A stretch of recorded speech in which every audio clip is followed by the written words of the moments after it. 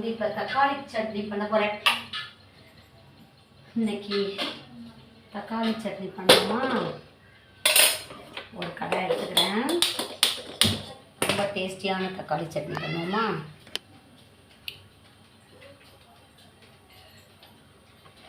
Simple and tasty தக்காளி chutney.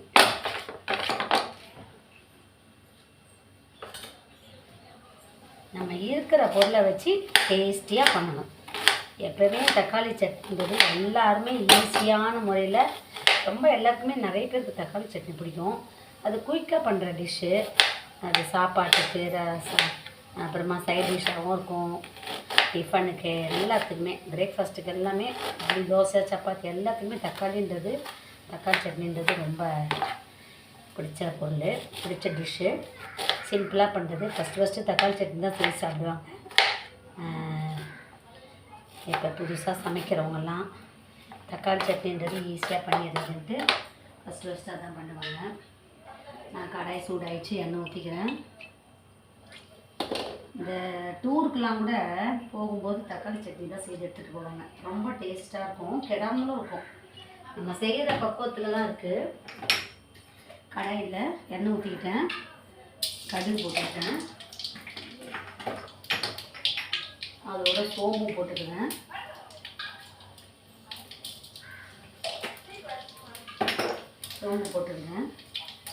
Cut பண்ண வெங்காயத்தை போட்டுக்கிறேன்,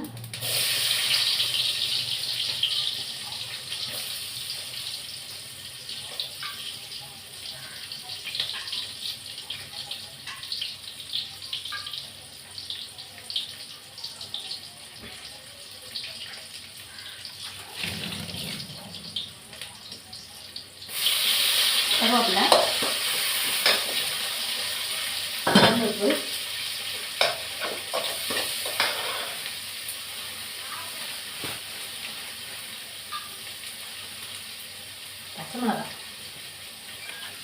பச்சை மிளகாய் வாசனை சூப்பராக இருக்கும்.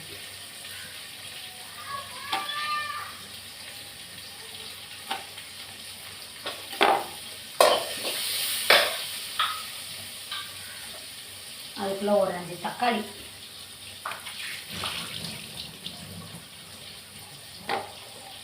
சின்ன அரிஞ்சு வச்சுக்கிடலாம். வெங்காயம் வதக்கிறதுக்குள்ளே தக்காளி அரிஞ்சு வச்சுக்கிடலாம். அரைச்சி பண்ணால் ஒரு டேஸ்ட்டாக இருக்கும்.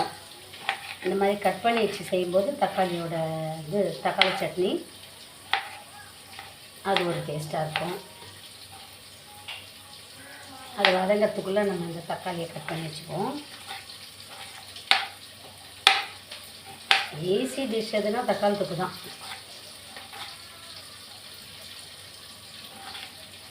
குழம்பே செய்யலை, இது மட்டும் போட்டு பிசைஞ்சு சாப்பிட்டுடலாம், சூப்பராக இருக்கும்.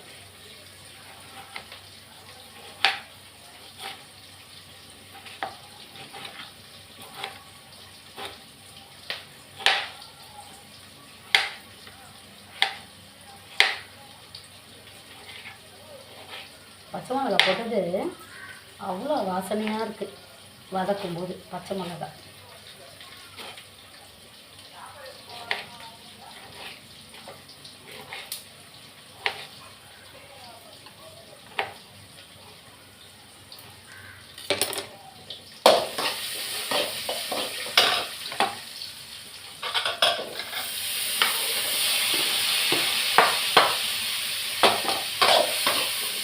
நல்லா வதங்கிடுச்சு.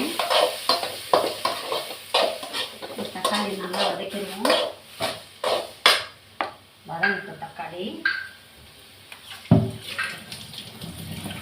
இது வதங்க தான் டேஸ்ட்டே வரும். நல்லா வதங்கணும் எண்ணெயிலேயே. தண்ணியில் ஊற்ற வேண்டாம், இதில் இருக்க தண்ணியே போதும். நல்லா வதங்கிச்சு. இதில் சிம்பிளானது தான், கொரியண்டர் பவுடர், அதாவது தனியா தூள், மல்லித்தூள், தனி மிளகாத்தூள்,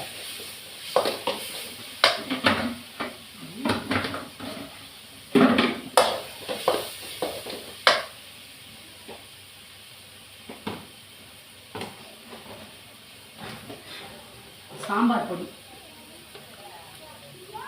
சாம்பார் பொடி போட்டு செய்தால் சூப்பர், செம்ம டேஸ்ட்டாக இருக்கும். தக்காளி தொக்கு, தனி மிளகாத்தூள், தனி தனியாத்தூள், சாம்பார் பொடி எல்லாம் போட்டுக்கிட்டேன். கொஞ்சம் தண்ணி ஊற்றினா நல்லா கிரேவி பதத்துக்கு வரும்.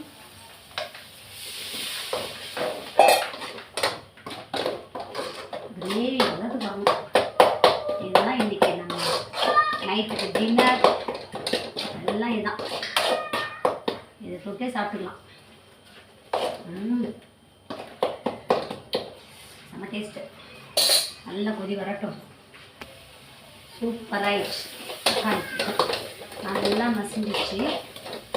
போதும், ஸ்டவ் ஆஃப் பண்ணிடலாம் நினைக்கிறேன். சுவையான தக்காளி தொக்கு தயாராகிடுச்சு.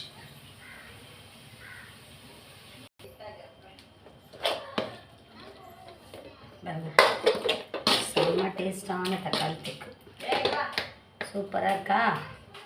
இப்போ இதை நான் சாப்பாட்டில் போட்டு சாப்பிட போகிறேன். ஏன்னா எனக்கு பசி இருக்கிறது. சாப்பாட்டில் விரசி சாப்பிட்டு போகிறேன்.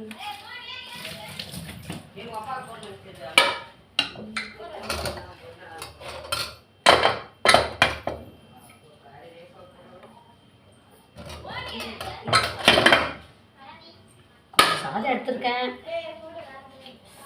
தக்காளி தொக்கு வச்சு சாப்பிட்டா செம்ம டேஸ்ட்டாக இருக்கும். இந்த பச்சை மிளகாய் பார்த்தீங்களா, அதையும் நான் என்ன பண்ணுறேன், பிசைஞ்சு சாப்பிட்டுக்கிறேன். சுவையான தக்காளி தொக்கு.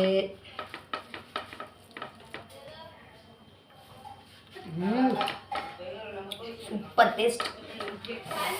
இருக்கிறத வீட்டில் மிளகாத்தூள் கழுவி வச்சு, ஆனால் இந்த சாம்பார் பொடி, மிளகாத்தூள், தனியாத்தூள் அதெல்லாம் போட்டு செய்யிட்டேன். செம்ம டேஸ்ட்டு. நீங்கள் என்ன செய்து சாப்பிட்டு பாருங்கள். செம்ம டேஸ்ட்டாக இருக்குது. சூப்பராக இருக்குது. உங்களுக்கு இந்த தக்காளி சட்னி பிடிச்சிருந்தா சேனலில் லைக் பண்ணுங்கள், ஷேர் பண்ணுங்கள், சப்ஸ்கிரைப் பண்ணுங்கள். தேங்க்யூ.